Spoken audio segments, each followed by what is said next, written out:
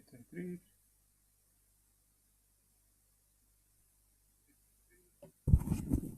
Hvernig er hljóðið núna?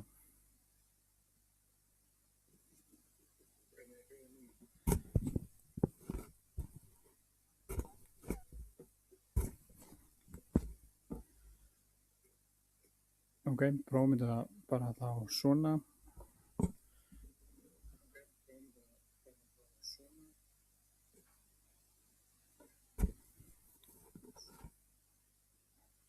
Nú ætti hljóðið að heyrast frá öllum bara nokkuð vel.